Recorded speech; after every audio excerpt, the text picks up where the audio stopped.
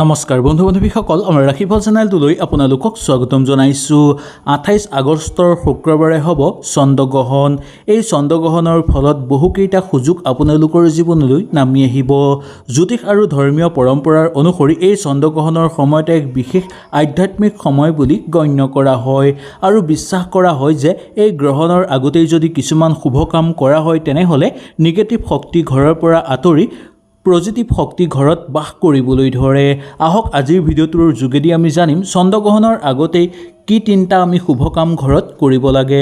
আহক তেনেহ'লে আমি বেছি দেৰি নকৰি সুন্দৰভাৱে জানি লওঁ আৰু ইয়াৰ লগতে জানিব পাৰিব চন্দ্ৰগ্ৰহণৰ বেয়া প্ৰভাৱৰ পৰা আপোনালোকে বাচিবলৈ ঘৰতে কেনেকুৱা ধৰণৰ প্ৰতিকাৰ কৰিব লাগিব।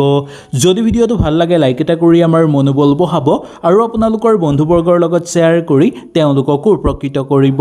1 নম্বৰটো চন্দ্ৰগ্ৰহণৰ আগতেই প্ৰথমতেই যিকোনো কাম কৰিব আপোনালোকে পাৰিব। সেয়ে নিজৰ ঘৰ বা আপোনালোকে পূজা ঘৰ সুন্দৰভাৱে পৰিষ্কাৰ কৰিব। আমাৰ ধৰ্মীয় পৰম্পৰাত পৰিষ্কাৰ পৰিচ্ছন্নতাক সদায় আগত ৰখা হয় আৰু ইয়াক বহু শুভ বুলিও গণ্য কৰা হয়। গ্ৰহণৰ আগদিনা বা গ্ৰহণ আৰম্ভ হোৱাৰ আগতেই আপোনালোকে অপ্ৰয়োজনীয় বস্তু আপোনালোকৰ ঘৰৰ ভিতৰৰ পৰা বাহিৰ কৰক। বিশেষকৈ পূজা ঘৰত ধূপ মেচৰ খালী বাকচ কেতিয়াও নাৰাখিব। সেইবোৰ সুন্দৰভাৱে পৰিষ্কাৰ কৰি আপোনালোকে চাফা কৰক আৰু পূজা ঘৰ সামগ্ৰিকভাৱে আপোনালোকে সঠিকভাৱে ঠিক কৰি লোৱাটো দৰকাৰ। যদি সম্ভৱ হয় ঘৰত আপোনালোকে ধূপ দীপ জ্বলাব পাৰে আৰু ইয়াৰ লগতে কিছু সময় শান্তভাৱে আপোনালোকে ভগৱানৰ ওচৰত চৰণ কৰিব পাৰে। কিন্তু মনত ৰাখিব কেৱল বাহিৰ পৰিষ্কাৰ কৰাটোৱেই যথেষ্ট নহয়, নিজৰ মনটো পৰিষ্কাৰ কৰাটো অত্যন্ত দৰকাৰ। কাৰোবাৰ প্ৰতি অতিশয় খং ঈৰ্ষা বিচ্ছেদ থাকিলে আপোনালোকৰ নিগেটিভ চিন্তা থাকিলে এনেবোৰ আপোনালোকৰ ক্লান্তি আপোনালোকৰ ওপৰত যদি থাকে যিমান পৰিষ্কাৰ পৰিচ্ছন্ন নকৰক কিয় কেতিয়াও আপোনালোকৰ ঘৰ শুদ্ধ নহ'ব। কাৰণ আধ্যাত্মিক পৰিষ্কাৰ অনুসৰি বাহিৰৰ পৰিষ্কাৰতকৈ মনৰ ভিতৰৰ পৰিষ্কাৰক বেছি গুৰুত্ব দিয়া হৈছে। সেইকাৰণে এই পূজাঘৰ আপোনালোকে পৰিষ্কাৰ কৰাৰ উপৰিও আপোনালোকৰ মনৰ পৰা খং ৰাগ এইবোৰ নোহোৱা কৰিবলৈ যিমান পাৰে চেষ্টা কৰিব। 2 নম্বৰটো চন্দ্ৰগ্ৰহণৰ সৈতে চন্দ্ৰৰ বিশেষ সম্পৰ্ক আছে। জ্যোতিষীসকলে বিশ্বাস কৰাৰ অনুসৰি চন্দ্ৰই মানুহৰ মনক বুজায়। ইয়াৰ অনুভূতি আৰু মানসিক শান্তিৰ প্ৰতীক বুলিও মনা যায়। সেয়েহে গ্ৰহণৰ আগতেই কিছু সময় আপোনালোকে ধ্যান কৰিব পাৰে, প্ৰাৰ্থনা কৰিব পাৰে বা মন্ত্ৰ জাপো আপোনালোকে কৰিব পাৰে। আপুনি নিজৰ বিশ্বাস অনুসৰি ওম নমঃ শিৱায় মন্ত্ৰটো জাপ কৰিব পাৰে। যিসকলে চন্দ্ৰদেৱক উপাসনা কৰে তেওঁলোকে চন্দ্ৰ দেৱতাক স্মৰণ কৰিব পাৰে আৰু তেওঁৰ মন্ত্ৰ উচ্চাৰণ কৰি তেওঁক প্ৰাৰ্থনা কৰিব পাৰে। এই সময়ত ডাঙৰ কোনো আয়োজন কৰাটো প্ৰয়োজন নাই। মাত্ৰ 10 পৰা 15 মিনিট সময় শান্ত হৈ বহিব আৰু চকু বন্ধ কৰিব। গভীৰভাৱে আপোনালোকে উশাহ ল'ব আৰু নিজৰ মনৰ ভিতৰত ইতিবাচক শক্তি জাগ্ৰত কৰিবলৈ চেষ্টা কৰিব। মোৰ মন শান্ত হওক, মোৰ ঘৰলৈ শান্তি আহক, মোৰ জীৱনলৈ শুভ শক্তিৰ আগমন হওক। এনেদৰে নিজৰ মনৰ ভিতৰত ইতিবাচক চিন্তাই ভৰাই তুলিলে আপোনালোকৰ মন আনন্দিত হৈ পৰাৰ উপৰিও আপোনালোকৰ আত্মা সুন্দৰ হৈ পৰিব। সেই গতিকে এই চন্দ্ৰগ্ৰহণৰ আগতেই আপোনালোকে এই কাম কৰাটো অত্যন্ত দৰকাৰ। এনে কৰিলে আপোনাৰ লগতে আপোনালোকৰ ঘৰতো শুভ প্ৰভাৱ পৰিবলৈ ধৰিব। 3 নম্বৰটো দান আৰু আনক সহায় কৰা। আমাৰ ধৰ্মীয় পৰম্পৰাৰ অনুসৰি দান পুণ্যক সদায় আগত ৰখা হয় আৰু ইয়াক শুভ বুলি গণ্য কৰা হয়। চন্দ্ৰগ্ৰহণৰ আগতেই নিজৰ সাধ্য অনুসৰি কোনো দৰিদ্ৰ বা প্ৰয়োজনীয় ব্যক্তিক খাদ্য বস্তু আৰু দৈনন্দিন প্ৰয়োজনীয় সামগ্ৰী দান কৰিব পাৰে।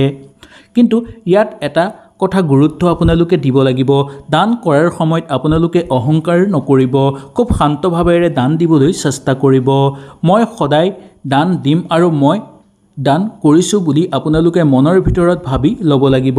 বৰং এনে মানুহৰ পৰা আপোনালোকৰ উপহাৰ কাৰোবাক আপোনালোকে উপহাৰো দিব পাৰিব। এজন মানুহৰ উপহাৰ হ'ল আনন্দৰ দৰে দান কৰা। এটা সৰু খাদ্যৰ পেকেট আপোনালোকে দান কৰিব পাৰে, এটা বস্তু যিকোনো দান কৰিব পাৰে বা কোনো প্ৰয়োজনীয় সামগ্ৰী আপোনালোকে দান কৰিব পাৰে। এটা সৰু কামবোৰেও আপোনালোকক মানসিক সৃষ্টি শক্তি বৃদ্ধি কৰাৰ ক্ষেত্ৰত সহায় কৰিব। যদি কোনো ব্যক্তিক দান কৰাৰ প্ৰয়োজন আপোনালোকে বোধ নকৰে তেনেহ'লে আপোনালোকে অসহায় মানুহক সহায় কৰিবলৈও আগবাঢ়ি যাব পাৰে। এজন বৃদ্ধক আপোনালোকে সহায় কৰিব, আপোনালোকে ঋষিমুনিক সহায় কৰিব বা তেওঁলোকক খাদ্য উপহাৰ হিচাপে দিবলৈ চেষ্টা কৰিব বা কাৰোবাৰ প্ৰয়োজনীয় সময়ত আপোনালোকে সহায়ৰ হাত আগবঢ়াব। এনে কৰাটো বহু শুভ বুলি মনা যায়। যিসকল লোকে চন্দ্ৰগ্ৰহণৰ আগতেই এনে কাম কৰে তেওঁলোকৰ জীৱনত চন্দ্ৰগ্ৰহণৰ পিছত লাহে লাহে ইতিবাচক পৰিৱৰ্তন আহিবলৈ ধৰে আৰু ভৱিষ্যতেও এওঁলোকে বহুদূৰ আগুৱাই যোৱাৰ সুযোগ সুবিধা লাভ কৰিবলৈ সক্ষম হয়। সেই গতিকে এই চন্দ্ৰগ্ৰহণৰ সময়ত আপোনালোকে পৰাপক্ষত অকণমান দান দক্ষিণা কৰিবলৈ চেষ্টা কৰাটো উচিত বুলি ক'ব পৰা যায়। সাময়িকভাৱেও ইয়াক বহু শুভ বুলি মনা যায়। এতিয়া আমি জানো চন্দ্ৰগ্ৰহণৰ আগতেই আৰু কি কি কৰিব লাগে। বন্ধু বান্ধৱীসকল, এই তিনিটা কাম কৰাৰ উপৰিও আপোনালোকৰ মন শান্ত কৰি ৰখাটো অত্যন্ত গুৰুত্বপূৰ্ণ। গ্ৰহণক লৈ অত্যন্ত মানুহে ভয় কৰে বা শংকাত থাকে।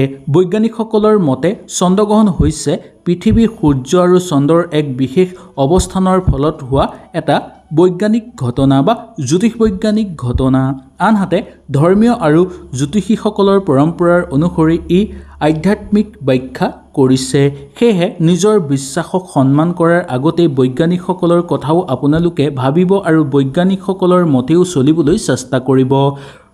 গ্ৰহণৰ চাৰ বাহিৰে আপোনালোকে নিজৰ অঞ্চলৰ বাবেও আপোনালোকে বৈজ্ঞানিক অনুসৰণ কৰাটো অত্যন্ত দৰকাৰ।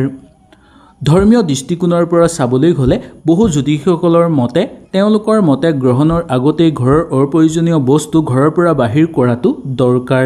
সেয়েহে আপোনাৰ ঘৰত যদি বহুদিনৰ পৰা ব্যৱহাৰ নকৰা কোনো বস্তু, ভঙা বস্তু বা অপ্ৰয়োজনীয় সামগ্ৰী আছে তেনেহ'লে সেইবোৰ আপোনালোকে অতি সোনকালে পৰিষ্কাৰ কৰক বা সঠিক ঠাইত ৰাখিবলৈ চেষ্টা কৰক। বিশেষকৈ ঘৰৰ পূজাস্থান অৱশ্যে পৰিষ্কাৰ কৰক। ইয়াৰ উপৰিও আপোনালোকৰ ঘৰৰ আগফাল পিছফাল সুন্দৰভাৱে পৰিষ্কাৰ কৰি শুদ্ধ কৰি ৰাখিবলৈ চেষ্টা কৰিব। যি জেগা সদায় পৰিষ্কাৰ পৰিচ্ছন্ন হয় সেই জেগাত সদায় মা লক্ষ্মীয়ে বাস কৰে। কিন্তু মনত ৰাখিব, চন্দ্ৰগ্ৰহণৰ আগতেই কোনো কাম কৰিলেই আপোনালোকে নিশ্চিত নহ'ব যে আপোনালোকৰ ধন লাভ হ'ব বা ভাগ্য সলনি হ'ব। কিন্তু আপোনালোকে বিশ্বাস আৰু একাগ্ৰতা জীয়াই ৰাখিব লাগিব। তেতিয়া আপোনালোকে দেখিবলৈ পাব যে আপোনালোকৰ সকলো মনৰ আশা পূৰ্ণ হৈ পৰিব, প্ৰচুৰ পৰিমাণে অৰ্থৰ আগমন হ'বলৈ ধৰিব আৰু ভাগ্য বিশেষভাৱে আপোনালোকৰ সলনি হৈ পৰিবলৈ ধৰিব। চন্দ্ৰগ্ৰহণৰ আগতেই পৰিয়ালৰ শান্তিৰ বাবে পাৰিবাৰিক সমস্যাবোৰ আপোনালোকে ভাল কৰি লোৱাটো দৰকাৰ। যদি কাৰোবাৰ সৈতে ভুল বুজাবুজি হৈ আছে তেন্তে সম্ভৱ হ'লে সেইবোৰ শান্তভাৱে আপোনালোকে সমাধান কৰিবলৈ চেষ্টা কৰক। কাৰণ জীৱনত শান্তি কেৱল পূজা পাতলৰ পৰা নাহে। ভাল আচৰণ, ক্ষমা, মৰম আৰু সহায়ৰ পৰা মানসিক শান্তি লাভ হয়। সেয়েহে গ্ৰহণত এই এটা আপোনালোকে অনুভৱ কৰাটো উচিত আৰু নতুন আৰম্ভণি কৰিবলৈ চেষ্টা কৰাটো উচিত।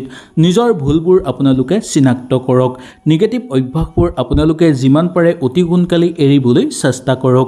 তেতিয়া দেখিবলৈ পাব যে আপোনালোকৰ ঘৰত সকলো দেৱ দেৱীৰ আগমন হ'ব আৰু এই গ্ৰহণৰ শুভ প্ৰভাৱ পৰিবলৈ ধৰিব, যাৰ ফলত আপোনালোকৰ মানসিক শান্তি ঘূৰি আহিবলৈ ধৰিব। জীৱনত চলি থকা সকলোবোৰ সমস্যা আপোনালোকৰ সমাপ্ত হৈ পৰিব। বন্ধু বান্ধৱীসকল, আকৌ এবাৰ মই আপোনালোকক কৈ দিছোঁ, মনত ৰাখিব আপোনালোকে প্ৰথম পূজাঘৰ আপোনালোকে পৰিষ্কাৰ কৰক। দ্বিতীয়তে শিৱ বা চন্দ্ৰদেৱক স্মৰণ কৰিলে আপোনালোকে সকলো পুণ্য লাভ কৰিব আৰু তেওঁলোকক প্ৰাৰ্থনা বা ধ্যানো কৰিব পাৰে। তৃতীয়টো সাধ্য অনুসৰি দান দক্ষিণা কৰক বা আনক সহায় কৰক। এই তিনিটা কামৰ মূল্য উদ্দেশ্য হৈছে আপোনালোকৰ পৰিৱেশ, মন, কৰ্মৰ ইতিবাচক দিশত আগবঢ়াই নিয়া। চন্দ্ৰগ্ৰহণক লৈ কেতিয়াও ভয় নকৰিব। ই এক জ্যোতিষবৈজ্ঞানৰ ঘটনা হিচাপে পৰিগণিত বুলি আপোনালোকে ভাবিব। নিজৰ মন শান্ত কৰা আৰু ভাল কামত আগভাগ লোৱাটো আপোনালোকৰ কাৰণে দায়িত্ব বুলি গ্ৰহণ কৰিব। হয়তো এই ভিডিঅ'টোৰ যোগেদি আপোনালোকে সুন্দৰভাৱে বুজি পালে।